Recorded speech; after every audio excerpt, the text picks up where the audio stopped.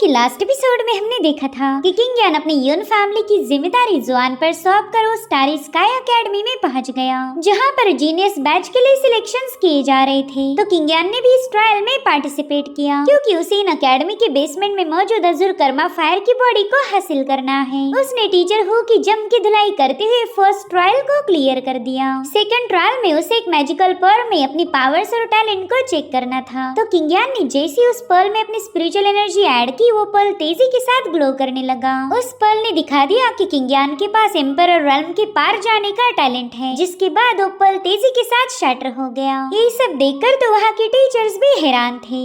अब आगे तो इस एपिसोड की शुरुआत में हम देख पाते हैं कि वहाँ के टीचर्स किंग यान से काफी ज्यादा डरे हुए थे। उन्हें तो लग रहा था कि किंग यान एक मॉन्स्टर है, जिस पर किंग यान कहता है कि तुम मुझे मॉन्स्टर समझो या कोई फ्रिक समझो, मुझे इससे कोई फर्क नहीं पड़ता। मैं बस इतना जानना चाहता हूँ कि क्या मैंने सेकंड ट्रायल को पास किया है। जिस पर वो लोग जैसे तैसे उठते हुए कहने लगे कि हाँ भाई, तुमने ट्रायल को पास कर लिया। मगर टीचर हु को अभी भी उस पर शक था। वो किंग यान से कहता है कि ये साबित करो कि तुमने मैजिकल पर्ल के साथ कोई छेड़खानी नहीं की थी। टीचर हु की बकवास सुनते साथ ही जिन उसे समझाने लगा कि तुम इस बंदे के सामने फालतू की बातें मत करो। अगर इस बंदे ने किंग पर्ल के साथ कोई छेड़खानी की होती तो हम इसकी स्पिरिचुअल एनर्जी से नीचे पटके नहीं जाते।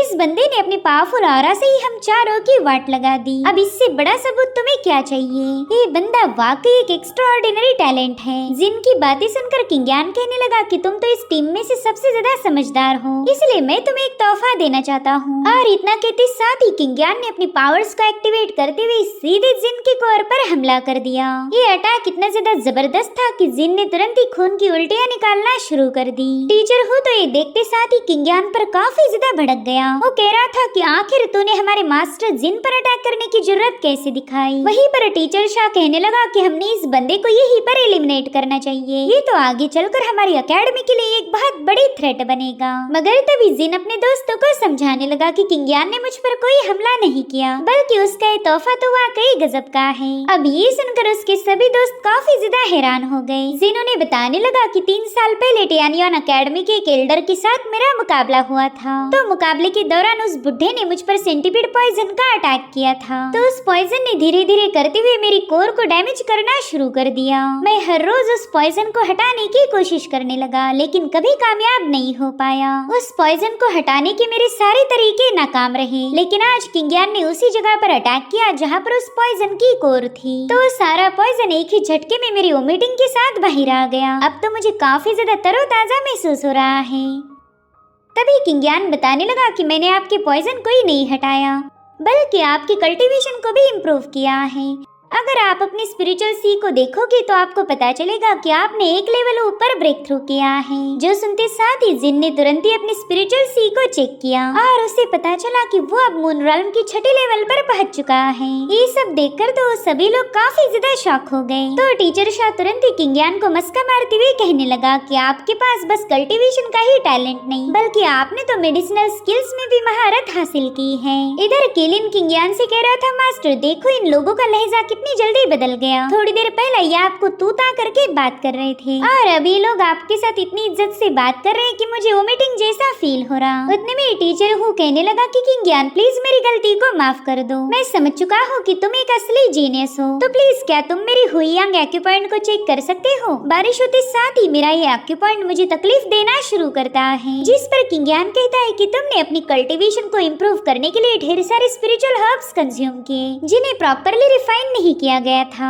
जिसके चलते तुम्हारी बॉडी ठीक से उन्हें एब्सॉर्ब नहीं कर पाई और वो सारे हर्ब सीधे तुम्हारी हुयांग पॉइंट पर जाकर स्टक हो गए। सो अगर इनका 3 महीनों के अंदर इलाज नहीं किया गया तो फिर तुम मारे जाओगे। अब ये सुनते साथ ही टीचर हु काफी ज्यादा पैनिक हो गया। वो तुरंत ही किंग यान के सामने हाथ जोड़ते हुए कहने लगा कि प्लीज मेरी मदद करो और बदले में तुम जो चाहे वो मैं करने के लिए तैयार हूँ। जिस पर किंग यान कहता है ठीक है, लेकिन बस अपनी इस वादे को कभी मत भूलना। जब भी मुझे आपकी मदद की जरूरत होगी तब आपको मेरी मदद करनी पड़ेगी। और इतना कहते साथ ही किंग यान ने सीधे जाकर उसकी हुयांग पॉइंट पर अपने घुटने से हमला कर दिया। इतना ही नहीं, उसने तो टीचर हु की हवा में जम के पिटाई लगाना शुरू कर दी। दरअसल यहाँ पर किंग यान उसकी बॉडी में मौजूद हर एक मेरिडियन को टेम्पर कर रहा था। यहाँ पर टीचर हु किंग यान से मार खाने के बाद कहने लगा कि मुझे तो काफी अच्छा महसूस हो रहा है। अब ये सुनते साथ ही बाकी के बंदे भी किंग यान से अपना इलाज करने के लिए रिक्वेस्ट करने लगे। जो सुनते साथ ही किलिन तो हैरान हो गया। वो इन लोगों से कह रहा था कि चलो फटाफट से लाइन लगाओ। अब ये सीन यहीं पर कट होकर हमें स्टार स्काई एकेडमी के मास्टर की चेम्बर दिखाई गई, जहाँ पर टीचर हु को छोड़कर बाकी की तीनों टीचर्स पहुंच चुके थे। वो अपने मास्टर को बताने लगे कि किंग यान ने हमारे किंग पर्ल्स की धज्जियां उड़ा दी। इतना ही नहीं, उस बंदे के पास गजब की मेडिसिनल स्किल्स है। हम तुरंत ही समझ गए थे कि ये बंदा एक रियल जीनियस है, तो हमने उसके बैकग्राउंड के बारे में इन्वेस्टिगेट किया और हमें जो बातें पता चली वो काफी ज्यादा शॉकिंग है। इस बंदे ने पूरी की पूरी टियानियो सिटी में खलबली मचाई। इतना ही नहीं, उसने इंपीरियल सिटी की रॉयल फैमिली को भी ऑफेंड किया और वो लोग महाशक्तिशाली होने के बावजूद भी किंग यान का बाल भी बांका नहीं कर पाए। हमें तो बस एक ही बात समझ नहीं आ रही कि ये बंदा टियानियन एकेडमी को छोड़कर हमारी स्टार स्काई एकेडमी में क्यों आया। अगर वो चाहता तो वहाँ का डिसाइपल बन सकता था। वेल, इस एल्डर का नाम था मुरांग और ये स्टार स्काई एकेडमी की करंट डीन है। वो इन टीचर्स से कहते हैं कि मैं काफी सालों से सेक्लूजन में रहते आया हूँ और इतने सालों में मुझे कभी भी ऐसी इंटरेस्टिंग खबर सुनने को नहीं मिली। तुम्हारी बातें सुनकर ऐसा लग रहा है कि टियानियो सिटी ने एक हेवन डिफाइंग टैलेंट को प्रोड्यूस किया। जिस पर टीचर शाह कहने लगा कि टीचर हु किंग यान को जीनियस क्लास की तरफ ले जा रहा है। जो सुनते साथ ही एल्डर मुरांग काफी ज्यादा खुश हो गए। वो कहते हैं कि किंग यान के पास बहुत ही भयानक टैलेंट है। कोशिश करो कि किंग यान जीनियस क्लास में अपने फुल पोटेंशियल को अनलिश करे। मैं उस बंदे की रियल स्ट्रेंथ को चेक करना चाहता हूँ। जो सुनते साथ ही सभी लोग मास्टर मुरांग को ग्रेट करके वहाँ से रवाना हो गए। उनके वहाँ से जाते साथ ही मास्टर मुरांग कहने लगे कि उस बंदे ने किंग पर्ल की धज्जियां उड़ा दी। इससे ये बात साबित होती है कि वो बंदा कितना ज्यादा टैलेंटेड है। मुझे ऐसा फील हो रहा है कि सिर्फ किंग यान ही हमारी स्टार स्काई एकेडमी की पुरानी ग्लोरी को रिस्टोर करेगा। ग्लोरी को छोड़ो, वो बंदा तो हमारी एकेडमी को सीधे टियानियन डायनेस्टी की पिनाकल पर पहुंचा देगा।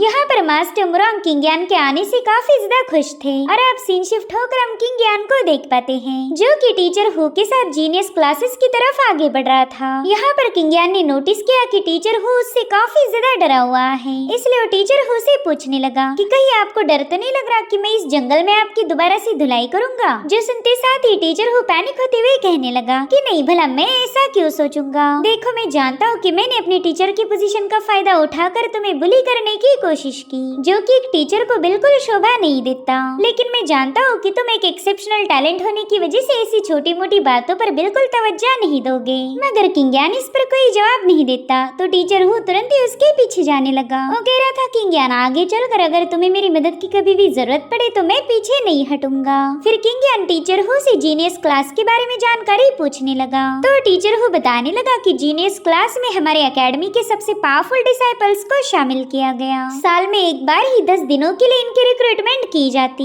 इन 10 दिनों में अगर किसी ने वाकई अपना टैलेंट शो किया तो उसे सीधी जीनियस क्लास में एंट्री मिलती। जीनियस क्लास में जाने वाला बंदा यहाँ पर 4 सालों तक रह सकता है। 4 सालों के बाद जैसे उनका ग्रेजुएशन कंप्लीट हो जाए वो यहाँ से जा सकते हैं। अब अगर तुम्हें मिलाया जाए तो जीनियस क्लास में टोटल 70 स्टूडेंट्स हैं। तो किंग यान ने टीचर हु से एक और सवाल पूछा कि क्या जीनियस क्लास के स्टूडेंट्स को ऑर्डिनरी स्टूडेंट्स के साथ पढ़ाया नहीं जाता। जिस पर टीचर हु जवाब देते हुए कहने लगा कि ना, बिल्कुल नहीं, उनके लिए तो एक एक्सक्लूसिव ट्रेनिंग प्रोग्राम बनाया गया है। उन्हें पर्सनली इंस्ट्रक्शन दी जाती, जिसके चलते स्ट्रॉन्ग और भी ज्यादा स्ट्रॉन्गर बन सकता और कमजोर कभी भी एलिमिनेट होकर अपने बैग पैक करके यहाँ से घर चला जाएगा। जिस पर किलिन कह रहा था कि ये तो सरासर नाइंसाफी है। तो टीचर हु बताने लगा कि हमारी एकेडमी जीनियस क्लास पर काफी सारे रिसोर्सेस को स्पेंड करती और इसी वजह से हम कमजोर डिसाइपल पर अपना पैसा जाया नहीं करना चाहते। जीनियस क्लास के ऑलमोस्ट 90% डिसाइपल मून रॉल्म के सेकंड स्टेज पर हैं और बाकी बचे 10% वो तो मून रॉल्म की पिक पर पहुंच चुके हैं। जिस पर किंग यान कहता है कि मेरे ख्याल से 10% डिसाइपल रईस फैमिली के बिगड़े हुए शहजादे होंगे। उन्होंने पैसा खर्च करके कल्टीवेशन लेवल और टैलेंट को हासिल किया। मुझे ऐसे लोग जरा भी पसंद नहीं आते जो कि कल्टीवेशन को फॉर ग्रांटेड लेते हैं। तभी टीचर हु उसे बताने लगा कि जल्दी हमारे एकेडमी में मार्शल आर्ट टूर्नामेंट होने वाली है। तो फिलहाल जीनियस क्लास का हर एक स्टूडेंट उसी के लिए प्रिपरेशन कर रहा और इस बार के कॉन्टेस्ट विनर को हमारी एकेडमी बहुत ही स्पेशल रिवॉर्ड देने वाली है, जो कि पिछले 100 सालों में कभी भी नहीं दिया गया था। यहाँ पर किलिन को तो इस बंदे की बातें सुनकर ही नींद आ रही थी, लेकिन जैसे उसने रिवॉर्ड का जिक्र सुना उसकी नींद तुरंत ही भाग गई। वो कह रहा था, वाओ रिवॉर्ड्स, वो तो मुझे बहुत ज्यादा पसंद आते। टीचर हु बता रहा था कि इस कॉन्टेस्ट के टॉप 3 टैलेंटेड कल्टीवेटर्स को हमारी एकेडमी के सीक्रेट लोकेशन पर भेजा जाएगा। वेल, उस जगह को कांगियन केव के नाम से भी जाना जाता है। किलिन तो ये सब सुनकर और भी ज्यादा एक्साइटेड हो गया। टीचर हु बता रहा था कि कांगियन जुआन केव हमारी इस अकेडमी का सबसे मिस्टीरियस और भयानक लोकेशन माना जाता है। तुम उस केव के जितने ज्यादा डीप जाओगे उसकी हीट बहुत ही ज्यादा बढ़ जाएगी। इनफैक्ट तुम्हें ऐसा फील होगा कि तुम जहन्नुम में पहुंच चुके हो। कई सौ सालों से इस केव को ओपन नहीं किया गया था, मगर लेजेंड्स का मानना है कि यहाँ पर प्रैक्टिस करने से तुम्हारी कल्टीवेशन काफी ज्यादा इम्प्रूव हो जाएगी। जो सुनते साथ ही किंगयान तुरंत ही अपने माइंड स्पेस में जाकर अजुर कर्मा फायर को बताने लगा कि मेरे ख्याल से तुम्हारी रियल बॉडी यहीं पर छुपाई गई है। जो सुनते साथ ही अजुर कर्मा फायर की खुशी का कोई ठिकाना नहीं था। वो कह रहा था मास्टर मैं तो अपनी रियल बॉडी से मिलने के लिए काफी ज्यादा एक्साइटेड हूँ। और अब टीचर हो किंगयान को लेकर जिनशान लेक के सामने पहुँच गया। किंगयान कह रहा था कि वह यहाँ की सीनरी तो बहुत ही ज्यादा खूबसूरत है, जिस पर टीचर हो कहने लगा हाँ खूबसूरत भी और खतरनाक भी। वो कह रहा था कि इस लेक में न जाने कितने ही सारे स्पिरिचुअल बीस्ट मौजूद हैं, जो कि कल्टीवेशन की स्टार रेल्म के 9वीं स्टेज या फिर उसके ऊपर होंगे। तुम ऐसा भी कह सकते हो कि ये लेक जानलेवा बीस्ट से भरा पड़ा है। जिस पर किलिन कह रहा था अरे नहीं ये तो डेड मछलियों से भी बेकार होंगे। टीचर हो कह रहा था कि इस लेक का पानी इतना ज्यादा हेवी है कि वो किसी भी बोट को क्रॉस नहीं करने देता। सो अगर तुम्हें वाकई जीनियस क्लास को अटेंड करना है तो फिर इस छोटी सी ट्रायल से तुम्हें कोई प्रॉब्लम नहीं होगा। तो किंगयान तुरंत ही इस ट्रायल के लिए तैयार हो गया। वो किलिन से कह रहा था कि चलो फटाफट से किंगरेड वाली पिल रिफाइन करके दे दो। तो किलिन अपने मुंह से फायर को रिलीज करते हुए किंगरेड वाली पिल्स को बना लेता है, जो देखते साथ ही टीचर हो के तो होश ही उड़ गए। अब उन पिल्स के ऑरा को महसूस करते हुए कई सारे स्पिरिचुअल बीस्ट पानी से ऊपर आने लगे। किलिन ने वो सारी पिल्स उनकी तरफ थ्रो कर दी थी, तो सभी मॉन्स्टर्स हवा में छलांग लगाते हुए इन पिल्स को निगलने की कोशिश करते हैं। मगर तब तक किंगयान वहाँ पर पहुँच चुका था। वो अपनी सोर्ड शीट की मदद से उन मॉन्स्टर्स पर अटैक करना शुरू कर देता है, जिससे तो जीशियान लेक में खलबली मच गई। और फिर बस कुछ ही सेकंड्स में उन सभी को खत्म करके किंगयान टीचर हो के सामने पहुँच गया। अब किंगयान का काम खत्म होते ही किलिन ने अपने फायर से उन स्पिरिचुअल बीस्ट की बॉडी को रिफाइन करना शुरू कर दिया। किलिन की टेम्परिंग पावर इतनी ज्यादा भयानक थी कि उन स्पिरिचुअल बीस्ट की कोर तुरंत ही रिफाइन करके किंगयान के पास पहुंच गई। मगर उतने में वहां पर एक बहुत ही पावरफुल स्पिरिचुअल बीस्ट की एंट्री हो चुकी थी। वो तो जीशान लेक का सारा पानी आइस क्रिस्टल में बदलने लगा। वल यहाँ पर किंगयान भी शानदार बीस्ट को देखकर काफी ज्यादा हैरान था। टीचर हो कहता है कि इस बीस्ट की बॉडी से तो बहुत ही भयानक किलिंग इंटेंट रिलीज हो रहा, ऐसा लगता है कि अभी तुम्हें खत्म करके ही शांत होगा। किंगयान तुमने इसे अवेकन करके बहुत बड़ी गलती कर दी। दरअसल इस स्पिरिचुअल बीस्ट को हमारे हेडमास्टर ने उनके एंसेस्टर से इनहेरिट किया था। इसे आइस सोल डिवाइन ड्रैगन कहा जाता है। इसके पास ट्रू ड्रैगन की ब्लड लाइन होने की वजह से इसे काफी ज्यादा स्पेशल माना जाता। और बस हाल ही में इस ड्रैगन ने मून रेल्म की 9वीं स्टेज को पार कर लिया। मुझे नहीं लगता कि इस जीशान लेक का लॉर्ड तुम्हें इस लेक को पार करने देगा। जिस पर किलिन कह रहा था कि ये कहीं का लॉर्ड हो या ओवरलॉर्ड हो, तुम बस देखते जाओ कैसे मेरे मास्टर इसकी धुलाई करते हैं। और उतने में उस आइस ड्रैगन ने किंगयान पर अपने आइस लैंसेस से हमले करना शुरू कर दिए। तो किंगयान भी अपने डिवाइन पावर्स का इस्तेमाल करते हुए अपने सामने एक पावरफुल शील्ड फॉर्म कर लेता है, जिसके चलते उस ड्रैगन का एक अटैक भी किंगयान पर हिट नहीं हुआ। और यही बात उस ड्रैगन को पसंद नहीं आती। अब तो किंगयान पर और भी ज्यादा भड़क गया था। वो फटाफट से किंगयान को खत्म करने के लिए आगे बढ़ता है, तो वहीं पर किंगयान ने भी हवा में जंप लगा दी। वो बड़ी तेजी के साथ उस आइस ड्रैगन की पीठ पर सवार हो गया था, जिससे वो ड्रैगन पूरी तरह से बौखला गया। वो किंगयान को अपनी पीठ से नीचे गिराने के लिए काफी ज्यादा झटपटाने लगा, जिसके चलते किंगयान को भी नीचे आना पड़ा। और अब वो ड्रैगन बड़ी तेजी के साथ उसका पीछा करने लगा। यहाँ पर वो किंगयान पर लगातार अपने आइस क्रिस्टल से हमले किए जा रहा था, लेकिन किंगयान ने शैडो स्टेप का इस्तेमाल करते हुए अपनी स्पीड को और भी ज्यादा इंक्रीज कर दिया, जिसके चलते वो आइस ड्रैगन के हर एक अटैक को काफी आसानी के साथ डॉज कर पा रहा था। इनफैक्ट एक दो बार तो उसके मुंह में जाने से बाल बाल बच गया था। और अब अटैक करने की बारी किंगयान की थी। उसने अपने पावरफुल पंचेस के साथ उस ड्रैगन की धुलाई करना शुरू कर दी। किंगयान का हर एक अटैक उस आइस ड्रैगन को बुरी तरह से घायल करने लगा, जो देखते साथ ही टीचर हो के तो होश उड़ गए। उसने तो इमेजिन भी नहीं किया था कि पावरफुल आइस ड्रैगन किंगयान के हाथों इतनी बुरी तरह से पिटाई खाएगा। और इसी दरमियान किंगयान ने हवा में छलांग लगाते हुए उस आइस ड्रैगन पर एक जोरदार हमला कर दिया। इस एक ही पावरफुल स्ट्राइक की वजह से उस ड्रैगन ने किंगयान के सामने हार मान ली। टीचर हो एकदम शॉक होते हुए कहने लगा कि मेरे भाई तूने तो इस खतरनाक ड्रैगन को कंट्रोल कर लिया। लिया। थोड़ी देर पहले इस ड्रैगन ने किंगयान की सारी पिल्स छीन ली थी, मगर अब वो दोबारा से उसके पास वापस आ चुकी है। तो किंगयान बिना वक्त जाया करे फटाफट से उन पिल्स को रिफाइन करके एब्जॉर्ब करने लगा। यहाँ पर टीचर हु को एक ही दिन में इतने सारे सरप्राइजेस मिले थे कि वो बंदा सीधे घुटनों पर आ गया। वहीं पर किलिन भी इस अकेडमी में आकर काफी ज्यादा खुश है। वो कह रहा था बॉस ये जगह तो डेमोनिक बीस्ट से भरी पड़ी है, यहाँ पर हमें किसी बीस्ट को ढूंढने की कोई जरूरत नहीं, वो खुद ही हम पर अटैक करने आ जाएंगे, तो हम उन्हें खत्म करके आपकी कल्टीवेशन को आसानी के साथ इंक्रीज कर पाएंगे। तब तक किंगयान ने उन सारी पिल्स को एब्जॉर्ब कर लिया था। वो कहता है कि इस लेक में और भी कई सारे डेमोनिक बीस्ट हैं, मगर आज के दिन मैं उन्हें हंट डाउन नहीं करूंगा। जिसके बाद किंगयान तुरंत आइस ड्रैगन के सामने पहुंच गया। वो ड्रैगन तो उसे देखते साथ ही पीछे की तरफ हटने लगता है। किंगयान ने उसे अपनी पावर्स दिखाकर इतना ज्यादा डरा दिया था कि वो ड्रैगन सोचता है कि आखिर में पानी के बाहर ही क्यों आया। और अब ये लोग जीशान लेक को उसी ड्रैगन पर सवार होकर क्रॉस करने लगे। यहाँ पर टीचर हु की हालत तो काफी ज्यादा खराब हो गई थी। उसने तो आइस ड्रैगन के स्पाइक को काफी कस के पकड़ा हुआ था, क्योंकि अगर वो लेक में गिरा तो यहीं पर मारा जाएगा। वो किंगयान से कह रहा था कि प्लीज इसकी रफ्तार को थोड़ा कम कर दो,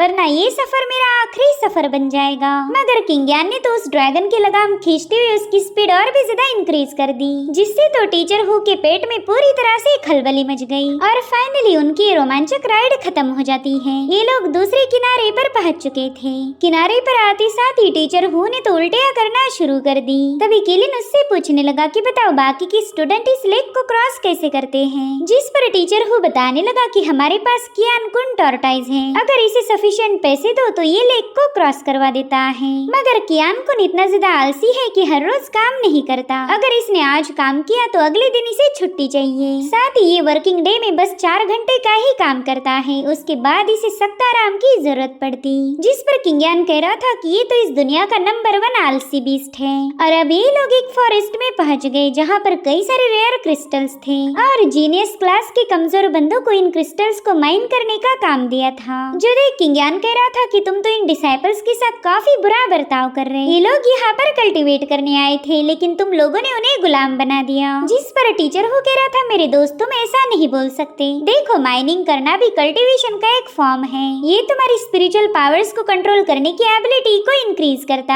है। साथ ही माइनिंग करते हुए ये डिसाइपल इन क्रिस्टल की स्पिरिचुअल पावर को भी एब्जॉर्ब कर सकते। जिस पर किलिन बताने लगा कि मेरे ख्याल से इसे इंटर्नशिप कहा जाता है, तुम्हारी एकेडमी इन डिसाइपल्स का इस्तेमाल करके अपनी इनकम को जनरेट कर रही। अब ये सुनकर टीचर हु को समझ नहीं आ रहा था कि किलिन को क्या जवाब दिया जाए, क्योंकि उसकी बात 100% सही थी। अब इन डिसाइपल्स के दरमियान हम उसी खूबसूरत लड़की को देख पाते हैं जो कि किंगयान की ट्रायल के दरमियान पब्लिक में मौजूद थी। और अब थोड़ी देर में टीचर हु किंगयान को लेकर जीनियस स्टूडेंट की बेस पर पहुंच गया। किंगयान नोटिस करता है कि यहाँ पर कई सारे टेंट्स लगाए गए हैं। जीनियस क्लास के कमजोर डिसाइपल्स को इन टेंट्स में रखा जाता था। साथ ही इन सभी डिसाइपल्स को अलग अलग टास्क को पूरा करना था, जैसे कि क्लीनिंग, कुकिंग, ये सारी जिम्मेदारियां इनकी थी। टीचर हु बता रहा था कि इन्हें महीने में एक दिन छुट्टी मिलती, उस दिन ये लोग कैंप से बाहर जाकर पूरी तरह से एंजॉय कर सकते। मगर किंगयान को तो जीनियस क्लास के सबसे पावरफुल बंदों में दिलचस्पी थी। टीचर हु बता रहा था कि उन 3 टावर्स में हमारे एकेडमी के सबसे पावरफुल डिसाइपल का रहने का बंदोबस्त किया गया। उन्हें 3 सेंट्स के नाम से भी जाना जाता है। ये लोग रॉयल फैमिली के मेंबर होने की वजह से इन पर कोई रोक टोक लगाई नहीं जाती। ये कैंप में कभी भी आ सकते और कभी भी जा सकते हैं। जिस पर किंगयान कहता है कि मेरे ख्याल से ये तीनों भी रॉयल फैमिली के दूर के रिश्तेदार होंगे। अगर ऐसा नहीं होता तो ये लोग टियानियन एकेडमी में एडमिशन लेते।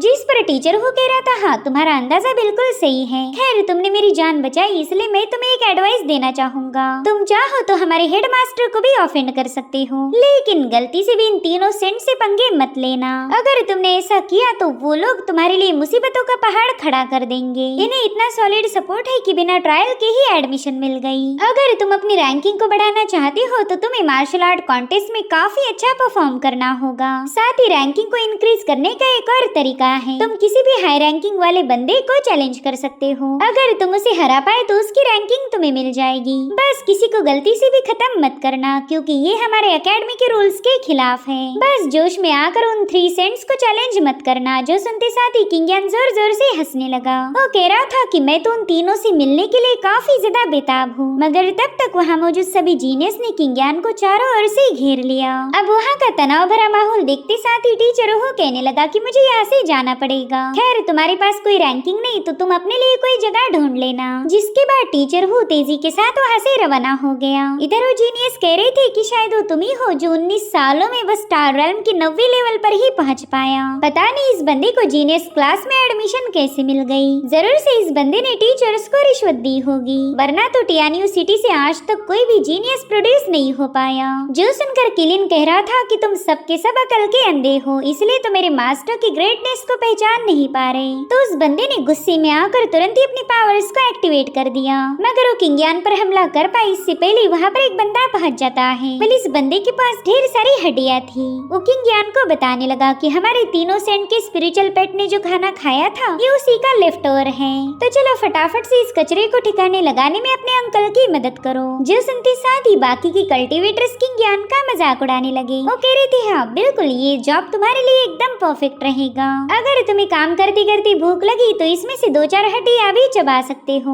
अब उनके जोर जोर से हंसने की वजह से किंगियान कह रहा था कि तुम सब के सब बेवकूफ हो। जो सुनते साथ ही वो बंदा कह रहा था कि मैं मून रेल्म की तीसरी स्टेज का कल्टीवेटर हूँ, तुम मेरे साथ ऐसे लहजे में बात नहीं कर सकते। जिस पर किंगियान कह रहा था कि तुम लोगों ने मेरे रैंकिंग को लेकर मेरा मजाक उड़ाया, इससे मुझे ज्यादा फर्क नहीं पड़ा, मगर मुझे फर्क पड़ा है तो मेरी इंसल्ट का। जो सुनते साथ ही उस बंदे ने उस कचरे की ट्रॉली को किंगियान की तरफ थ्रो कर दिया, मगर किंगियान ने उस ट्रॉली को इतनी जोर से पुश किया कि उसकी हड्डियां बाहर और मास्टर उसके अंदर था। अब ये सब देखकर इंजीनियर्स को बहाना मिल गया कि वो किंगियान के साथ फाइट पिक करे। तो किंगियान उनसे कहने लगा कि मैं नहीं चाहता तुम लोग 1-on-1 मेरा मुकाबला करो, इसमें तो काफी ज्यादा वक्त जाया हो जाएगा। मैं चाहता हूँ कि हम लोग ग्रुप फाइट करें, इससे हमें काफी तेजी के साथ रिजल्ट मिल जाएगा। जो सुनते साथ ही वो सभी कल्टीवेटर्स अपनी पावर्स को एक्टिवेट करते हुए सीधे किंगियान पर हमला करने के लिए रवाना हो गए। यहाँ पर किंगियान ने भी फटाफट से 1000 लेयर पाम को एक्टिवेट कर दिया। उसके ऐसा करते साथ ही वहाँ पर कई सारे पाम क्रिएट हो गए थे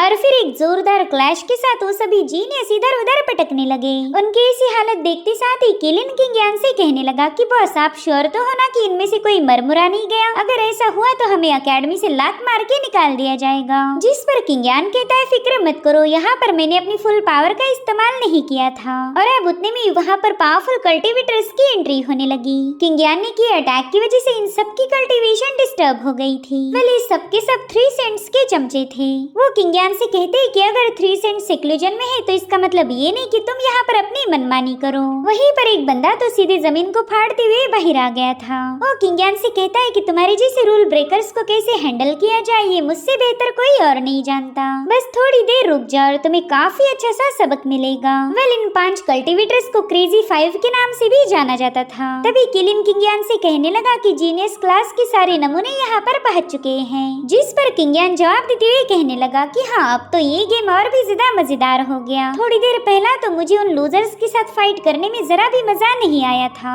और उतने में एक टेंट से एक कल्टीवेटर बाहर आ गया। वो इन 5 से कहने लगा कि तुमने तो हमारे नए मेहमान को आते ही परेशान करना शुरू कर दिया। पहला तो मैंने सोचा था कि मैं बस चुपचाप से तमाशा देखूंगा, लेकिन अब तो मुझे भी इसमें शामिल होना पड़ेगा। उस बंदे को देखते साथ ही किंगियान किलिन से कहने लगा कि असली क्रेजी का टाइटल तो इसे मिलना चाहिए। क्रेजी 5 ने किंगियान को चारों ओर से घेर लिया था और तभी वो मिस्टीरियस बंदा वहाँ पर पहुँच गया। वो कहता है कि पहले तो बस मैं तमाशा देखना चाहता था, मगर अब मुझे भी इस मैटर में शामिल होना पड़ेगा। जिसके बाद वो किंगियान को अपना नाम बताने लगा। वेल ये है सितुनान और इसे जहरीली जुबान के नाम से भी जाना जाता था, क्योंकि ये बंदा बस अपनी बातों से ही किसी के दिल को आसानी से जला सकता। अगर किसी के खून में आग लगवानी है फिर तो सितुनान के 2-4 डायलॉग्स ही काफी हो जाएंगे। यहाँ पर किंगियान ने भी उसे अपना नाम बताया। जो सुनकर सितुनान कह रहा था कि जो माउंटेन अज़ूर क्लाउड्स तक राइज करे उसे किंगियान कहा जाता है। तुम्हारा नाम तो काफी ज्यादा अमेजिंग है। शायद मेरे बाप को इतना नॉलेज नहीं था तो उन्होंने मेरा नाम टाइम पास में ही सितु रख दिया।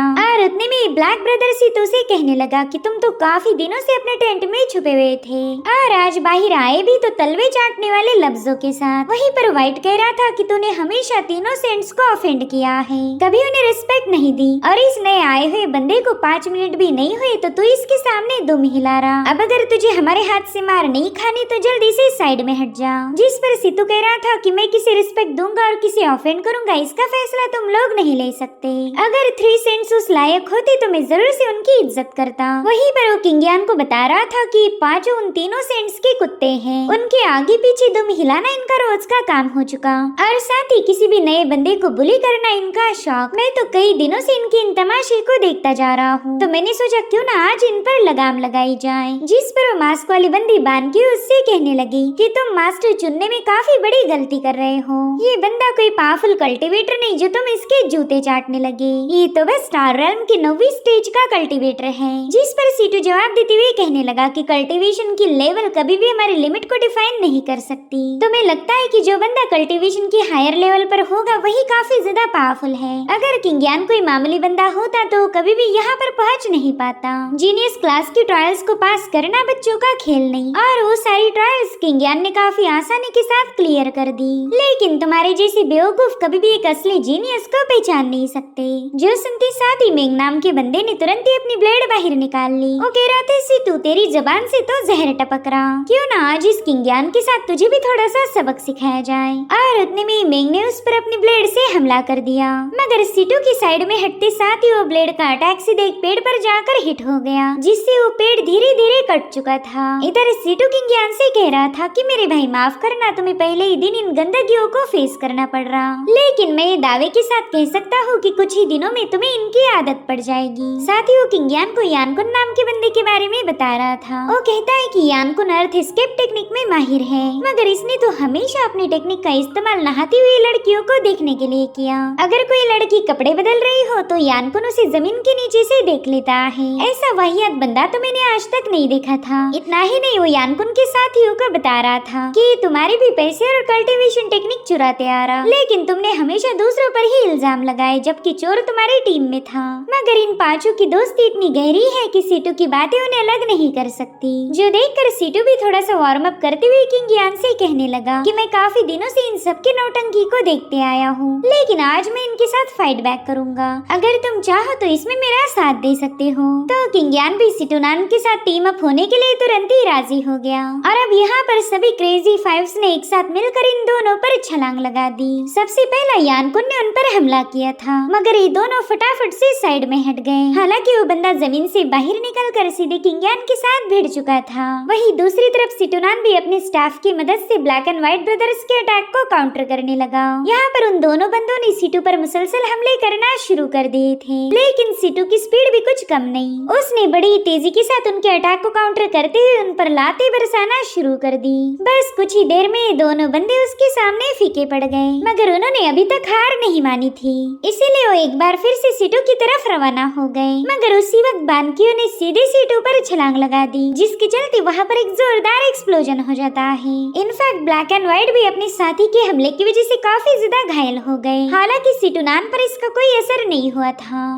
जो देख उस बंदी ने अपने पावरफुल मेस के साथ सीटू पर अटैक करना शुरू कर दिए, मगर यहाँ पर वो बंदा बानक्यू के हर एक अटैक को डॉज करते हुए सीधे उस पर अपनी स्टाफ से हमला कर देता है, जिससे बानक्यू काफी पीछे पुश हो गई थी। यहाँ पर सीटूनान उसके सामने अपने जलवे दिखाने लगा। जो देख बानक्यू कह रही थी कि इतनी जल्दी खुशियाँ मत मनाओ, अभी तक ये मुकाबला खत्म नहीं हुआ। और इतना कहते साथ ही उस बंदी ने सीटू पर एक जोरदार हमला कर दिया। इन दोनों के वेपन्स की क्लैश में वहाँ पर काफी स्ट्रॉन्ग एनर्जी रिलीज हो रही थी। साथ ही वो पूरा अरीना भी शेक हो रहा था। जो देख बाकी की जीनियस डिसाइपल भी पैनिक हो गए, और उतने में ही बानक्यू ने पहना हुआ मास्क उसके चेहरे से हट जाता है। उसका फेस देखकर एक सेकंड के लिए सीटू भी उसमें खो गया। वो कह रहा था वाओ तुम तो काफी ज्यादा खूबसूरत हो। जो सुनते साथ ही बानक्यू फटाफट से पीछे हट गई। वहीं दूसरी तरफ यानकुन किंग्यान पर हमले करने की पूरी कोशिश कर रहा था, मगर किंग्यान ने यहाँ से वहाँ मूव होते हुए उसके हर एक अटैक को डॉज कर दिया, और वो भी बिना कोई एफर्ट लगाए। और अब अटैक करने की बारी किंग्यान की थी। उसने बिजली से भी तेज रफ्तार के साथ जाकर यानकुन पर एक जोरदार पंच हिट कर दिया, जिससे तो बंदा बुरी तरह से घायल होकर काफी पीछे जाकर पटक जाता है। वहीं दूसरी तरफ सीटूनान बानक्यू से पूछ रहा था कि तुम तो इतनी ज्यादा खूबसूरत हो, फिर तुम अपना चेहरा छुपाए क्यों घूमती रहती? अगर इतने दिनों में ही अपना चेहरा दिखा देती तो शायद मैं तुम्हें पटा लेता।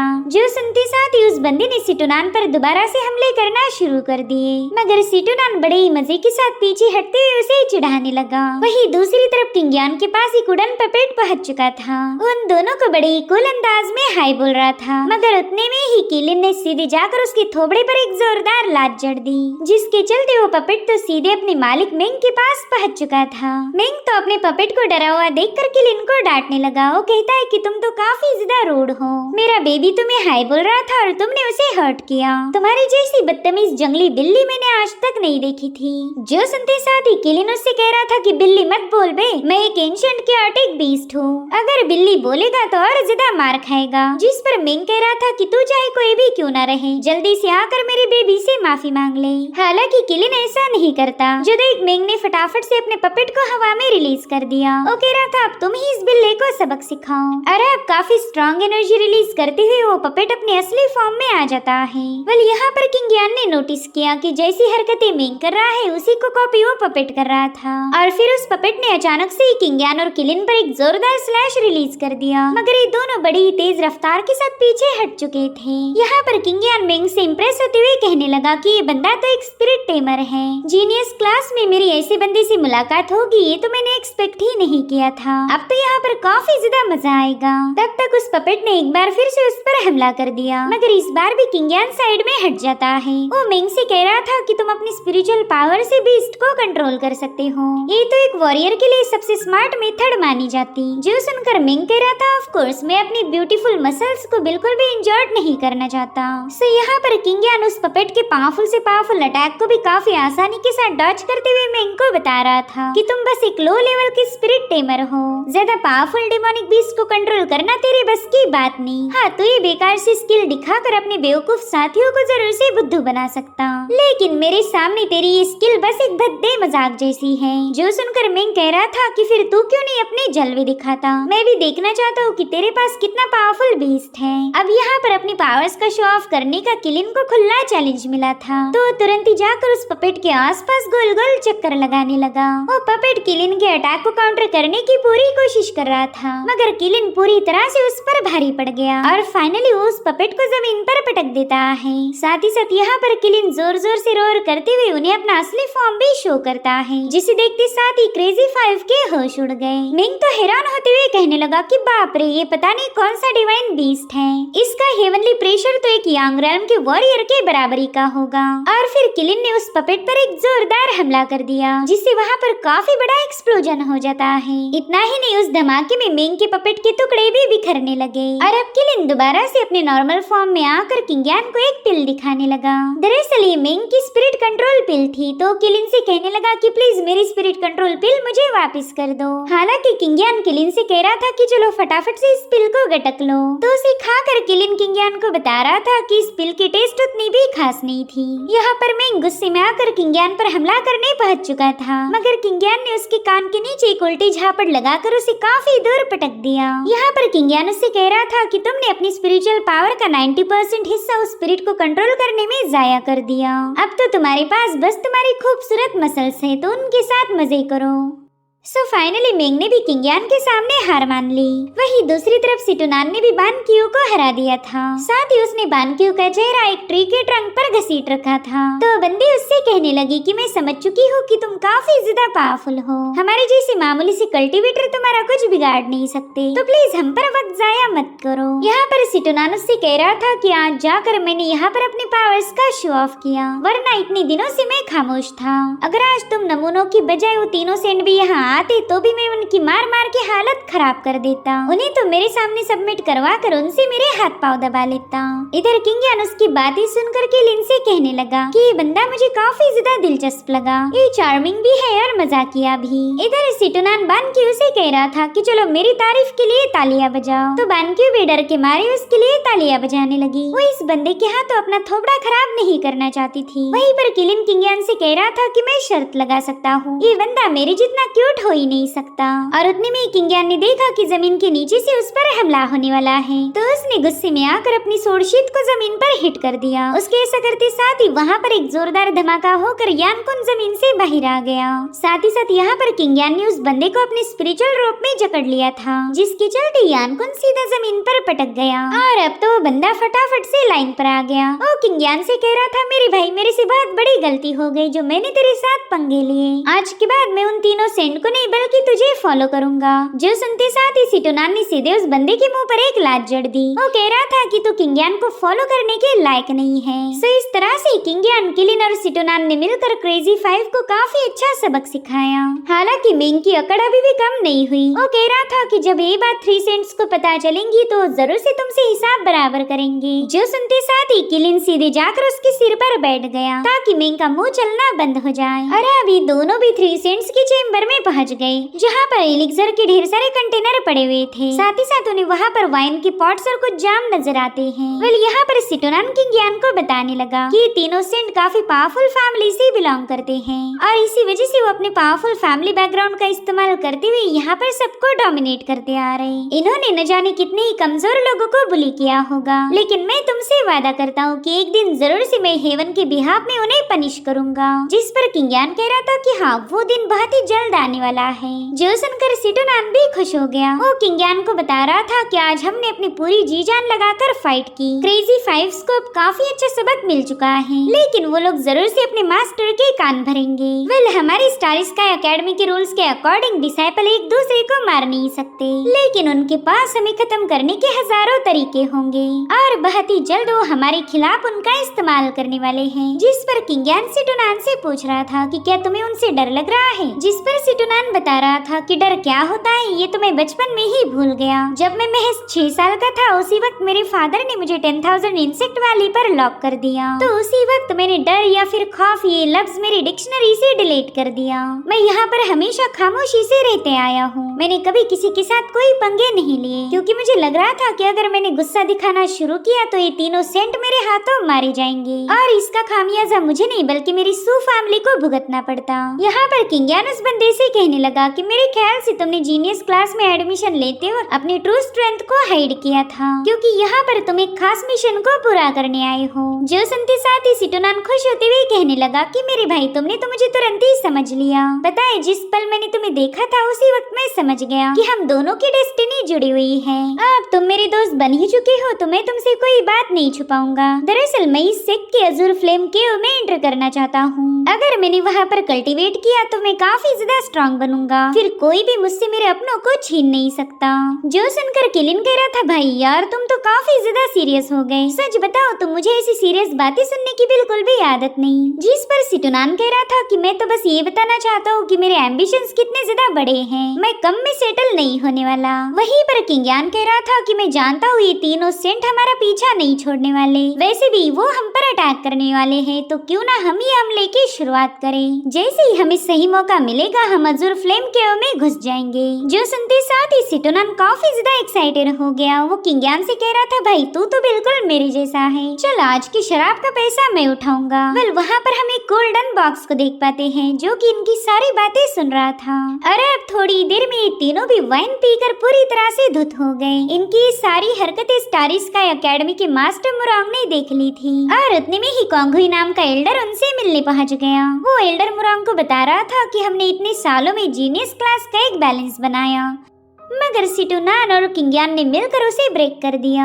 जिस पर मास्टर मुरांग बता रहे थे कि मुझे पहले से ही शक था कि सिटोनान काफी ज्यादा पावरफुल है, उसने बस कमजोर होने का नाटक किया। वो तो बस एक परफेक्ट मौके की तलाश में था और जैसे ही उसे वो मौका मिला उसने तुरंत ही अपनी असली पावर शो कर दी। अगर सिटोनान हवा है तो किंग्यान बादल, और ये दोनों मिलकर एक ड्रैगन को क्रिएट करेंगे। वेल यहाँ पर मास्टर मुरांग ने उन दोनों का डिस्क्रिप्शन काफी पोएटिक अंदाज में बता दिया। जिस पर कोंगहुई कह रहा था कि वो तीनों से इनोसेंट अब बिल्कुल खामोश नहीं रहने वाले। वो अपनी ट्रिप से वापस आने के बाद सबसे पहला इन दोनों से हिसाब बराबर करेंगे। जिस पर मास्टर मुरांग कहने लगे कि किंग यान और सिटोनान को मिलकर उन तीनों को हराना होगा। अगर ये दोनों उसमें फेल रहे तो फिर हम इन दोनों से ज्यादा उम्मीदें रख नहीं सकते। साथ ही साथ कॉन्ग हुई से कहने लगे कि एक जमाने में तुम भी जीनियस क्लास के ही डिसाइपल थे, लेकिन तुमने अपनी काबिलियत के दम पर यहाँ पर एल्डर का मुकाम हासिल किया। डिसाइपल की पावर्स को कैसे आजमाना है ये तुमसे बेहतर और कोई जान नहीं सकता, इसलिए मैं चाहता हूँ कि आगे का सारा मैटर तुम संभालो। जरूरत पड़ने पर 2-4 रूल्स को तोड़ मरोड़ के बदल देना।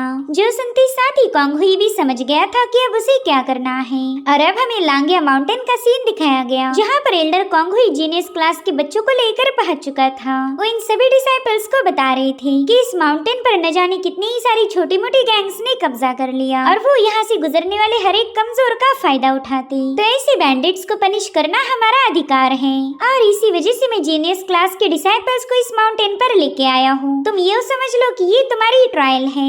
इसमें जो भी अच्छा परफॉर्म करेगा उसे मार्शल आर्ट कॉन्टेस्ट होने से पहले ही हमारी एकेडमी की 100 ट्रेजर वॉल्ट में जाने का मौका मिलेगा। वहाँ से तुम किसी भी डिवाइन वेपन या फिर ट्रेजर को कंपटीशन के लिए चूज कर सकते हो। जो सुनते साथ ही सभी डिसाइपल्स काफी ज्यादा खुश हो गए। उनके लिए तो मानो एक सुनहरा मौका था। अगर उन्हें कोई डिवाइन वेपन या ट्रेजर हासिल हुआ तो मार्शल आर्ट कॉन्टेस्ट में काफी अच्छा परफॉर्म कर सकते हैं। वहीं पर एल्डर कॉन्ग हुई सबको बता रहे थे कि तुम सभी को केयरफुल रहना होगा क्योंकि तुम्हारे पास बस एक ही लाइफ है। जो सुनते साथ ही सभी डिसाइपल्स लांगिया माउंटेन में स्प्रेड हो गए। साथ ही हम क्रेजी 5 की टीम को देख पाते हैं जो कि किंग यान और सिटोनान के सामने जाकर खड़े हो गए। यहाँ पर मिंग उन दोनों से कह रहा था कि आज तुम लोग काफी ब्यूटीफुली मारे जाने वाले हो, जिस पर सिटोनान जवाब देते हुए कहने लगा कि मेरे भाई हमारी नहीं लेकिन तुम्हारी मौत तो पक्की है। मेरे ख्याल से आज इस जंगल के बैंडिट तुम्हारे छोटे छोटे टुकड़े करेंगे, लेकिन तुम बिल्कुल फिक्र मत करो, मैं उन सभी टुकड़ों को जोड़कर तुम्हें दोबारा से ब्यूटीफुल बनाऊंगा। मैं तुम्हें गारंटी के साथ बता सकता हूँ कि तुम अपनी इस पपेट से भी काफी ज्यादा खूबसूरत बनोगे। मिंग की तो उसकी बातें सुनकर ही खून में आग लग गई, मगर क्रेजी 5 पिछले बार की पिटाई को अभी तक भूले नहीं थे, इसलिए वो फटाफट से उस जंगल में फैल गए। और उतने में ही किंग यान की नजर पड़ी एक कैरेज पर जिसे एक लायन पुल कर रहा था। तो समझ जाता है कि जरूर से इस कैरेज में कोई स्पेशल बंदा होगा। यहाँ पर सिटोनान उसे बता रहा था कि पहला हमारे एकेडमी के रूल्स काफी ज्यादा सिंपल थे। जीनियस क्लास की किसी भी नए डिसाइपल को बैंडिट सप्रेशन के लिए भेजा नहीं जाता था, लेकिन तुम्हारे आते साथ ही उन्होंने रूल बदल दिया। मेरे ख्याल से हमारी एकेडमी तीनों सेंट के साथ मिलकर ये सारी चालबाजी कर रही। मेरे ख्याल से वो लोग तुम्हें घायल करने की फिराक में हैं। जिस पर किंग यान बता रहा था कि इस लांगिया माउंटेन के साथ मेरा पुराना रिश्ता है।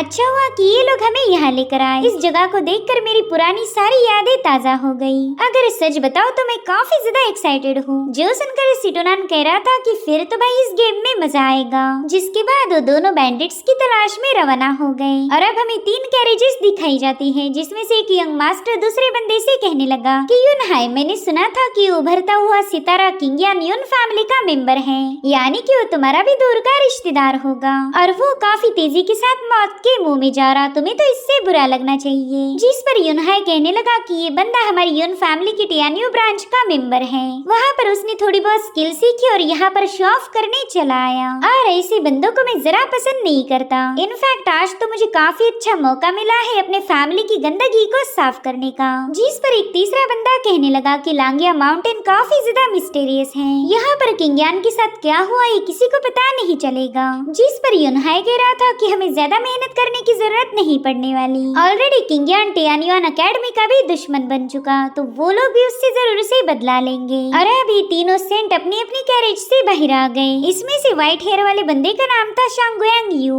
और जो ग्रीन अटायर में था उसे ईतियान कहा जाता है और तीसरे का नाम था यूनहाई जो कि किंग यान का ही दूर का रिश्तेदार था। यहाँ पर ईतियान कह रहा था कि सिर्फ लांगिया माउंटेन के बैंडिट्स किंग यान को खत्म नहीं कर सकते और इसी वजह से टियानियन एकेडमी के लोग भी यहाँ पर पहुँच गए ताकि ये सब मिलजुल कर किंग यान का शिकार कर पाए। अब हमें थोड़ी देर बाद का सीन दिखाया जाता है जहाँ पर किंग यान एक किले के पास पहुँच चुका था। उसने देखा कि वहाँ पर कई सारे डिमोनिक बीस्ट और बैंडिट्स की लाशें पड़ी हैं। इन सबको बस एक ही बंदे ने मार दिया था और वो बंदा फिलहाल बड़ी ब्रूटली किसी को खा रहा था। दरअसल ये कोई और नहीं बल्कि सिटोनान था और उसकी हरकतें देखकर ही किलिन थोड़ा सा पैनिक हो गया और उतने में उसने पीछे मुड़कर किलिन को अपना मीट का टुकड़ा ऑफर किया, मगर किलिन ने तो डर के मारे उसे एक ही फटके में नीचे पटक दिया। वो कह रहा था यार तुम ये आधी रात रात को क्या खा रही हो और क्या तुम्हें खाने की जरा भी तमीज नहीं है? तुम्हें देखकर ऐसा लग रहा था कि तुम मरे हुए लोगों की लाशें खा रहे। अब अगर तुमने दोबारा मुझे ऐसा डराया तो मैं वाकई तुम्हारी जान ले लूंगा। तो सिटुनान उसके पंजों के हमलों को रोकते हुए कहने लगा कि मेरे भाई, मैंने 100 से भी ज्यादा बैंडिट्स को मार दिया तो मुझे काफी ज्यादा भूख लगी थी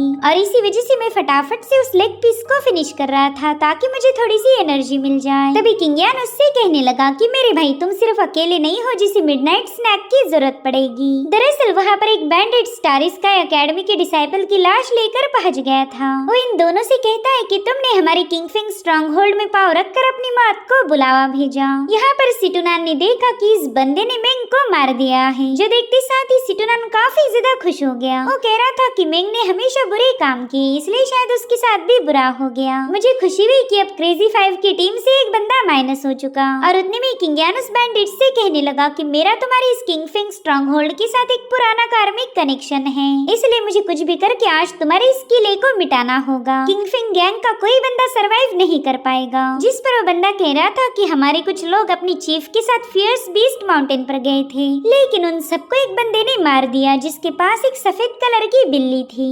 उस ग्रुप में बस एक ही बंदा जिंदा बचा था और उसी ने ये सारी कहानी हमें सुनाई। मेरे ख्याल से वो तुम ही थे जिसने मेरी टीम को मार दिया। तभी किलिन उस बंदे के साथ झगड़े करते हुए कहने लगा कि तूने बिल्ली किसे बोला बे? मैं एक एंशिएंट फियर्स बीस्ट हूँ, अगर अपना असली फॉर्म दिखा दूँ तो तू तेरी पतलून गीली कर देगा। जिस पर किंग यान कह रहा था कि ऐसे फालतू लोगों के मुंह लगने से बेहतर है इन्हें खत्म कर दो। जहाँ तक मैं जानता हूँ किंगफिंग स्ट्रॉन्ग होल्ड के 9 अड्डे हैं, तो उन पूरे 9 किलो को साफ करने में हमें काफी ज्यादा वक्त लगेगा, इसलिए हम इस बंदे के मुंह लगकर अपना वक्त जाया नहीं कर सकते। जिस पर वो बंदा कह रहा था कि मेरा नाम है हुआंग और मैं तुम्हें अपना नाम इसलिए बता रहा हूँ ताकि तुम्हें याद रहे कि तुम किसके हाथों मारे गए थे।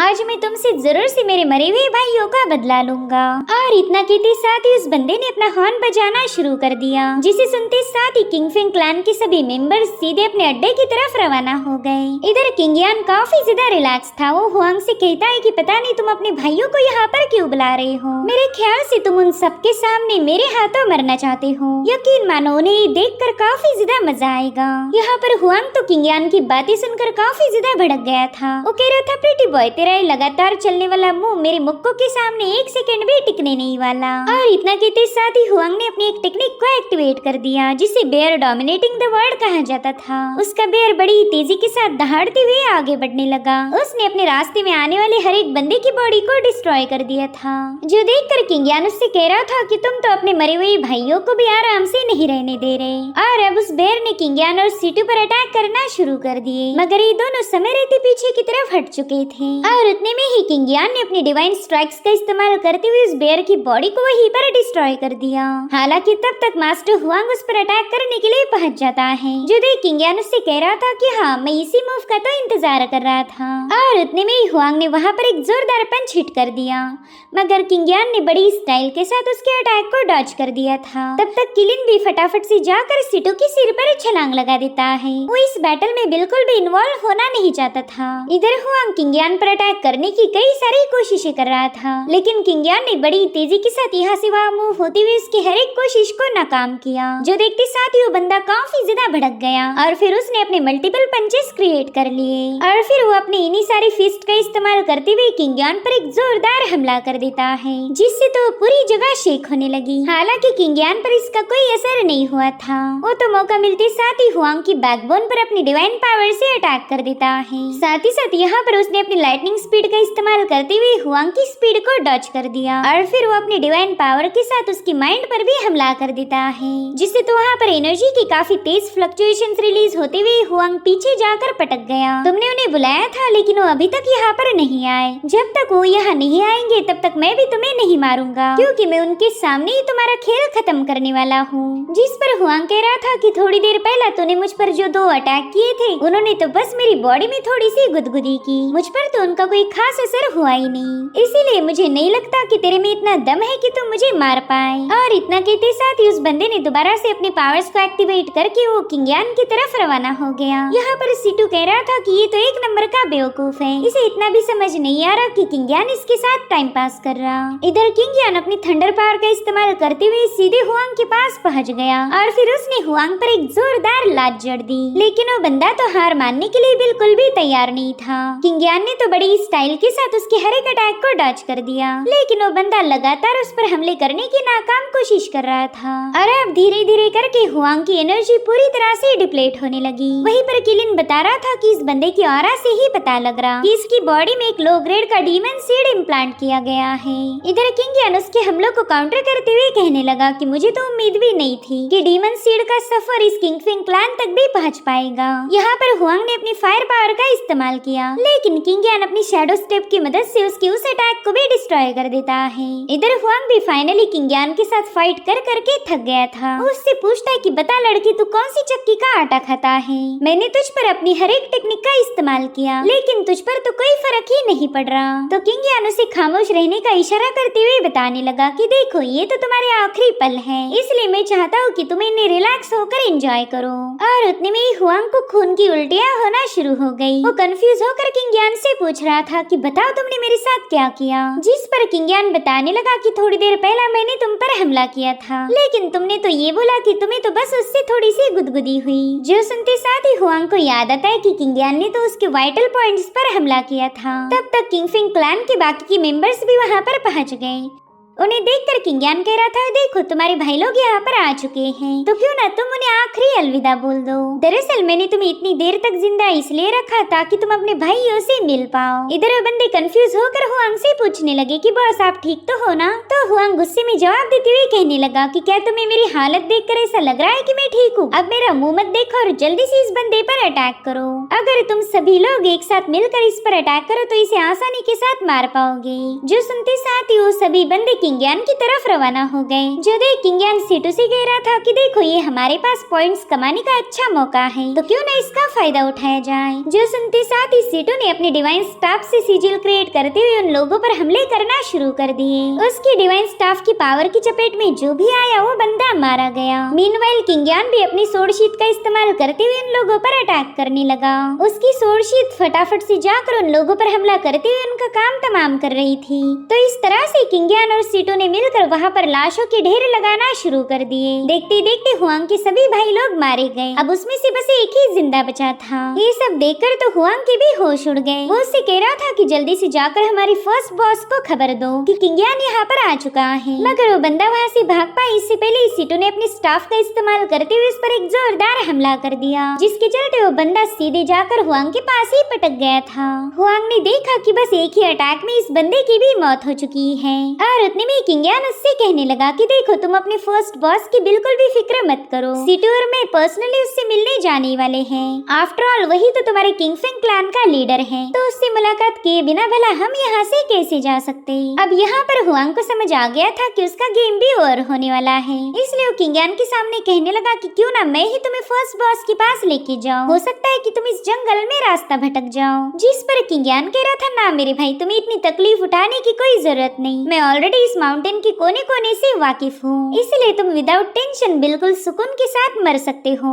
और इतना कहते साथ ही किंगयान ने अपनी सोर्ड शीट का इस्तेमाल करते हुए हुआंग का काम तमाम कर दिया। अब ये लोग किंगफिंग क्लैन के मेन बॉस के अड्डे की तरफ रवाना हो गए। रास्ते में सिटुई ने अपनी कहानियाँ बताने लगा कि जिस दिन मैं पैदा होने वाला था उसी दिन हेवन ने एक ऑस्पिशियस साइन भेजा। दरअसल हेवन से टोटल 9 खूबसूरत लड़कियाँ धरती पर आई थी। उन्होंने आकर मेरी मदर की बेली को टच करते हुए उन्हें बताया कि उनका बेटा एक डिवाइन गॉड है और ये उसका 9वां जन्म होगा। इसके पास ऐसी अलौकिक शक्तियाँ होगी कि जिसका कोई कंपैरिजन नहीं। और फिर आगे चलकर एक दिन ये बच्चा पूरे की पूरे टियानशिन कॉन्टिनेंट पर हुकूमत करेगा, यानी कि मैं किसी डिवाइन बीइंग का 9th रीइंकार्नेशन हूँ और इस पूरे कॉन्टिनेंट पर मेरा ही राज होगा। जिस पर किलिन कह रहा था, भाई मुझे तो ऐसा लगता है कि वो कोई 9 फेरीज नहीं बल्कि तुम्हारी पहले लाइफ की गर्लफ्रेंड्स थी, जिन्हें तो तुमसे दूर रहना बिल्कुल भी गवारा नहीं, इसलिए वो तुम्हें ढूंढते हुए इस जन्म में भी पहुंच पहुंच गई। उतने में ही किंग यान उससे कह रहा था, सीटू मुझे वाकई ऐसा लगता है कि तुम एक डिवाइन बीइंग हो। तो चलो फिर डिवाइन बीइंग, अपनी अलौकिक शक्तियों का इस्तेमाल करके मुझे ये बताओ कि इस किंगफिंग क्लैन पर इतना सन्नाटा क्यों है? ये जगह तो किंगफिंग क्लैन का मेन अड्डा है, तो फिर यहाँ पर हमें उनका एक भी बंदा नजर क्यों नहीं आ रहा? वहीं पर किलिन भी उससे कह रहा था कि हाँ सीटू, अगर तुम वाकई एक डिवाइन बीइंग हो तो तुम्हारे पास इसका कोई जवाब होगा। तो सीटू बताने लगा कि मेरे ख्याल से इन लोगों को पता था कि हम यहाँ पर आने वाले हैं, तो ये लोग जानबूझकर ही छुप गए ताकि ये हम पर मौका मिलते ही स्नेक अटैक कर पाए। लेकिन तुम दोनों बिल्कुल भी फिक्र मत करना, तुम्हारे साथ डिवाइन बीइंग है जो तुम्हारी हमेशा हिफाजत करेगी।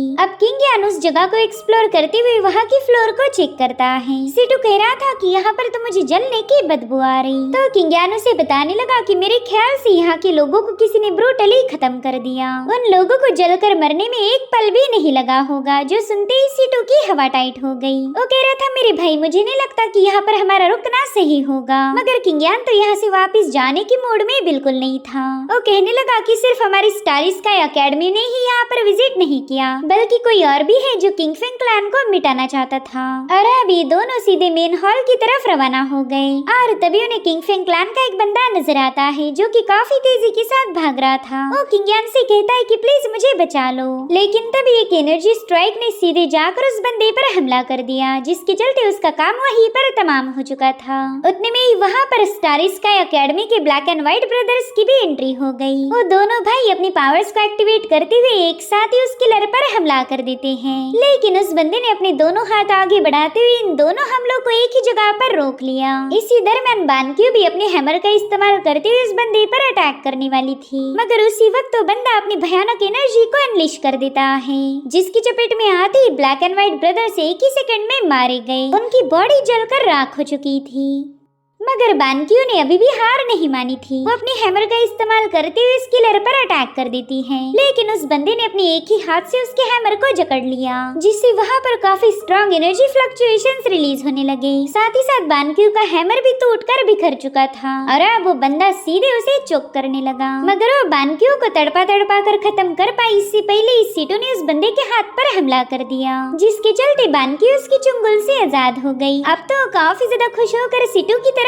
आगे बढ़ने लगती है। वो कह रही थी, सीटू तुम तो एक हीरो हो जिसने सही वक्त पर आकर मेरी जान बचा ली। यहाँ पर वो बंदी सीटू को अपने गले लगाना चाहती थी, मगर वो तुरंत ही साइड में हट गया। वो कह रहा था कि इसमें इतनी खुश होने की कोई जरूरत नहीं, मैंने तो तुम्हें इसलिए बचाया क्योंकि तुम काफी ज्यादा खूबसूरत हो और ये बंदा तुम्हारा थोबड़ा बिगाड़ देता। जिस पर बानक्यू स्माइल करते हुए कहने लगी कि आप तो दिल के काफी नेक हो, बस आपकी जुबान थोड़ा सा जहर उगालती है। खैर मुझे नहीं लगता कि हम तीनों मिलकर इस बंदे के साथ निपट पाएंगे, तो क्यों ना मैं हमारे बाकी के डिसाइपल्स को यहाँ लेकर आऊं। और इतना कहते साथ ही बानक्यू फटाफट से वहाँ से भाग निकली। वहीं पर किंग यान उस किलर से कहने लगा कि आज ही हमारी स्टार स्काई एकेडमी इस किंगफिंग क्लैन पर अटैक करने वाली थी, तो तुम इसी मौके का फायदा उठाने के लिए यहाँ पर चले आए ताकि सारे डेमन सीड्स तुम्हारे हाथ लग जाए। अब यहाँ पर सीटू को तो किंग यान की कोई बात समझ नहीं आ रही थी, तो किंग यान उसे बताने लगा कि किंगफिंग क्लैन के कई सारे लोगों के अंदर डेमन सीड्स को प्लांट किया गया था। उन बंदों ने जितनी भी पावर्स को एब्सॉर्ब किया वो सारी पावर उन डीमन सीड के अंदर चली गई, जिसके चलते उनकी पावर अब मून राउंड की 5वीं स्टेज पर पहुंच चुकी है। तो इस बंदे ने उन सभी का खात्मा करके अपने डीमन सीड्स को कलेक्ट कर लिया। वेल यहाँ पर डीमन सीड्स का जिक्र सुनते ही किलिन के मुंह में भी पानी आ गया। वो किंग यान से कह रहा था कि बस अगर ये डीमन सीड मुझे मिल जाए तो आज के डिनर का इंतजाम हो जाएगा।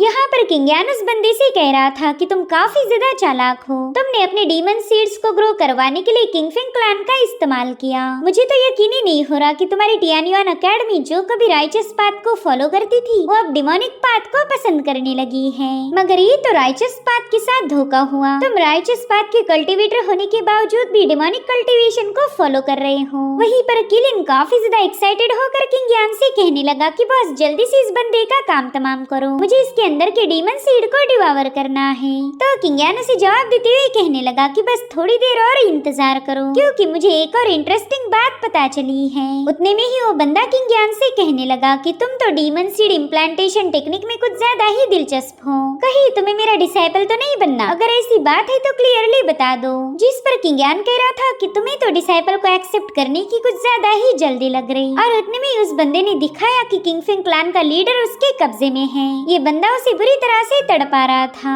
जो देख किंग कह रहा था कि शायद तुमने इस लीडर की बॉडी में भी एक डीमन सीड प्लांट किया था। कई सालों से इस बंदे ने तुम्हारे डीमन सीड को नरिश किया और फिर जैसे इस क्लैन में अफरा तफरी मची, तुम फटाफट से अपने डीमन सीड को कलेक्ट करने आ गए। तुमने उस बंदे के डीमन सीड के साथ साथ उसे भी पूरी तरह से डिवावर कर लिया। जो सुनकर वो बंदा जोर जोर से हंसने लगा। वो कह रहा था किंग तुम काफी ज्यादा स्मार्ट हो। और फिर जैसे उसने डिमोनिक सीड को अपनी बॉडी के साथ मर्ज किया, उसकी पावर काफी तेजी के साथ बढ़ने लगी। उसकी पावरफुल एनर्जी से उस पूरी जगह पर तूफान आ गया और फाइनली उस डीमन सीड की शक्तियों का इस्तेमाल करते हुए इस बंदे ने ब्रेक थ्रू कर लिया। यहाँ पर किंग उसे मुबारकबाद देते हुए कहने लगा। वो कहता है कि तुम्हारा डीमन सीड तो मून रन की 7वीं स्टेज पर पहुंच चुका है। अब इस डिमोनिक कल्टीवेटर को खत्म करने के लिए सीटो ने फटाफट से अपने डिवाइन स्टाफ को समन कर लिया। वो कह रहा था कि आज ही यंग मास्टर हेवन के बिहाफ में तेरा काम तमाम करेगा। तेरे जैसे ग्रेट डीमन को जिंदा रहने का कोई हक नहीं। वेल यहाँ पर किंग उसे रोकने की कोशिश करता है, मगर ऑलरेडी सीटो उसके पास पहुंच चुका था। मगर तभी उस बंदे ने अपनी एनर्जी का इस्तेमाल करते हुए सीटो के हमले को वहीं पर रोक लिया।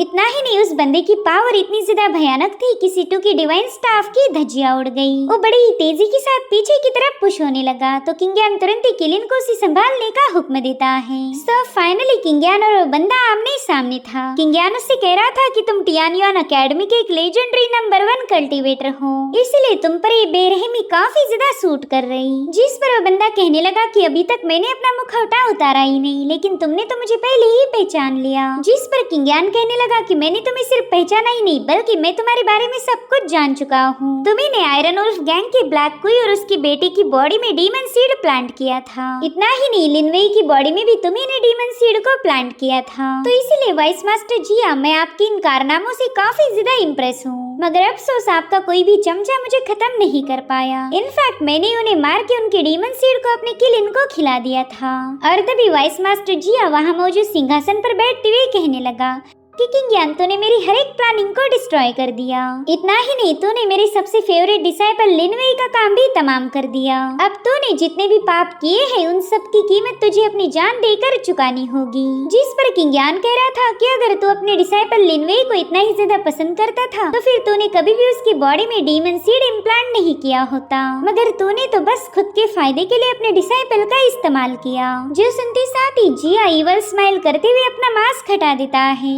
किंग को बता रहा था कि लिनवेई के पास काफी अच्छा टैलेंट था। सो मुझे लगा कि अगर मैंने इसकी बॉडी में डीमन सीड इम्प्लांट किया तो मेरा थोड़ा बहुत फायदा हो जाएगा। मगर लिनवेई तो एक नंबर का बेवकूफ था, जो बड़ी ही तेजी के साथ उस डीमन सीड की चपेट में आ गया। वो बंदा तो ना ही एक अच्छा ह्यूमन बन पाया और ना ही एक अच्छा डीमन। उसने अपने मास्टर के सारे एफर्ट्स को जाया कर दिया। जिस पर किंग कह रहा था कि मुझे नहीं लगता कि लिनवेई तुम्हें जरा भी पसंद था, तुमने तो बस उसकी बॉडी का इस्तेमाल किया। एक बार तुम्हारा डीमन सीड उसकी बॉडी में पूरी तरह से पावरफुल बन जाता, तब तुम अपने हाथों से लिनवेई को खत्म करके उस डीमन सीड को हासिल करते।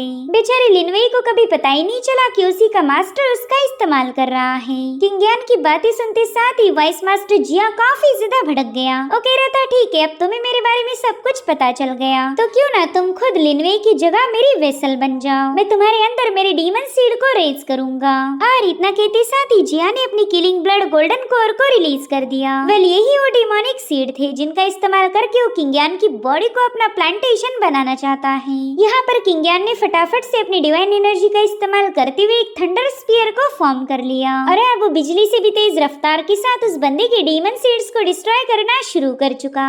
उसका लाइटनिंग स्पीयर बड़ी आसानी के साथ इन डीमन सीड्स का खात्मा कर रहा था।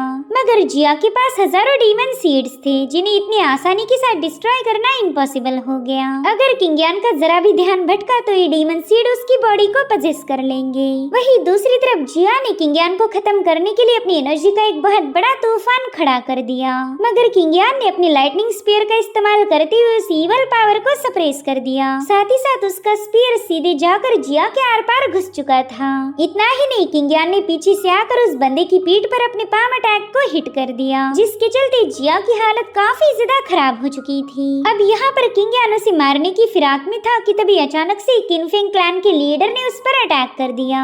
उस बंदे का हाथ सीधे किंगयान की सीने के आर पार घुस चुका था। वैसे तो ये बंदा ऑलरेडी मर चुका था, मगर जिया ने इसे अपनी ब्लड पपेट टेक्निक का इस्तेमाल करके कंट्रोल किया है और अब उस पपेट की पावर दोबारा से जिया की बॉडी में समा चुकी थी। यहाँ पर किंगयान बुरी तरह से घायल होकर बेहोश हो गया, जो देखते साथ ही जिया को तो काफी ज्यादा सुकून मिला। वो बंदा कह रहा था कि मैं न जाने कितने ही सालों से किंगफिंग क्लैन के लोगों के अंदर अपने डीमन सीड्स को इम्प्लांट करता आ रहा हूँ और मेरा सबसे पावरफुल डीमन सीड उनके लीडर की बॉडी में था, जो कि अब मैंने तुम्हारी बॉडी में ट्रांसफर कर दिया है और इसी वजह से मैं तुम्हें जान से नहीं मारूंगा, बल्कि मैं तो ये चाहता हूँ कि तुम मेरे डीमन सीड को काफी अच्छे से नर्चर करो। और अब हमें किंगयान के माइंड स्पेस का सीन दिखाया गया, जहाँ पर उन डीमन सीड्स की एनर्जी पूरी तरह से फैलने लगी। साथ ही साथ किंगयान को अपने सामने एक डीमन नजर आता है। साथ ही साथ यहाँ पर किंगयान को अपनी बॉडी में कुछ डीमंस नजर आने लगे, लेकिन किंगयान पैनिक नहीं बल्कि और ज्यादा खुश नजर आ रहा था। वो कह रहा था कि अरे वाह, उस बंदे ने तो अपनी सेकंड रैंकिंग वाले डिमोनिक सीड मेरी बॉडी में इम्प्लांट कर दिए। यहाँ पर वो उन डीमंस को जकड़ने की कोशिश करने लगा, लेकिन वो डीमंस तो उसे बार बार चकमा दे रहे थे। साथ ही वो किंगयान को बता रहे थे कि तुम चाहे कुछ भी क्यों ना कर लो, हमें अपनी बॉडी से निकाल नहीं पाओगे। तुम्हारी भलाई तो इसी में है कि तुम चुपचाप से हमें एक्सेप्ट कर लो। और उतने में अज़ुर फ्लेम बाहर आ गया। वो उन डीमन से कह रहा था कि चलो अब तुम मेरी बॉस की बॉडी में आ ही चुके हो, तो क्यों ना मेरे साथ थोड़े से मजे कर लो। और फिर उसने अपनी कार्मिक फायर का इस्तेमाल करते हुए उस डीमन की बॉडी में आग लगा दी। अज़ुर कर्मा फायर किसी भी इवल चीज को प्योर कर सकती थी, जिसके चलते वो डीमन बुरी तरह से घायल हो गया। किंगयान उससे कह रहा था कि अब मेरा दोस्त तुम्हें धीरे धीरे करके रिफाइन करेगा और मेरा यकीन करो, इसमें तुम्हें गजब का दर्द होने वाला है। और उतने में ही किंगयान की आंखें खुल गई। वो अपने सामने एक बंदी को देख पाता है, जो कि थोड़ी बहुत रुआन जैसी ही नजर आ रही थी। और तभी किलिन उसके कान में आकर बताने लगा कि इसका नाम है लिंशु। ये बंदी मुझे काफी ज्यादा पसंद आई, इसलिए तुम बिल्कुल भी इस पर चिल्ला नहीं सकते। यहाँ पर लिंशु भी किलिन की हरकतें देखकर थोड़ी सी परेशान हो गई। उसे नहीं पता था कि ये लोग किस बारे में बात कर रहे हैं। वो किंगयान से कहती कि अच्छा हुआ आपको होश आ गया, मैं तो आपके लिए काफी ज्यादा परेशान थी। और उतने में किंगयान ने अचानक से उसका हाथ दबोच लिया। इतना ही नहीं, वो उसके माथे को भी टच करता है और यहाँ पर किंगयान को एक मार्क नजर आया। अब वो लिंशु से कुछ कह पाई इससे पहले किलिन ने अपने बॉस पर ही अटैक कर दिया। वो कह रहा था कि तुम लिंशु को इस तरह से परेशान नहीं कर सकते। किंगयान तो इस बिल्ले की हरकतें देखकर ही दंग रह गया। वो कह रहा था किलिन, मुझे तो लगा था हम दोनों दोस्त हैं, लेकिन तुझे लड़की क्या मिली, तूने तुरंत ही मुझे धोखा दे दिया। और वहीं पर सीटू भी एकदम रोमियो के अंदाज में उसके सामने पहुंच चुका था। वो कहता है भाई, उस बैटल में हम दोनों भी घायल हो गए, जिसके चलते अब हम दोनों सुख दुख के साथी बन चुके हैं। जो सुनकर किलिन कह रहा था कि ऐसा सोचना भी मत, तू मेरे बॉस को पटा नहीं सकता। तुम दोनों का रोमांस इमेजिन करके ही मुझे उल्टियाँ आ रही। और फिर उन दोनों ने भी उल्टियाँ निकालना शुरू कर दी। इनकी हरकतें देखकर लिंशु की भी हंसी छूट गई। वहीं पर किंगयान दिल ही दिल में कहने लगा कि ये लड़की ट्रू इमॉर्टल की डिसेंडेंट है, मगर अभी तक इसे खुद भी ये बात पता नहीं, इसलिए मैं भी इसके सामने इसके फ्यूचर के बारे में कुछ बोल नहीं सकता।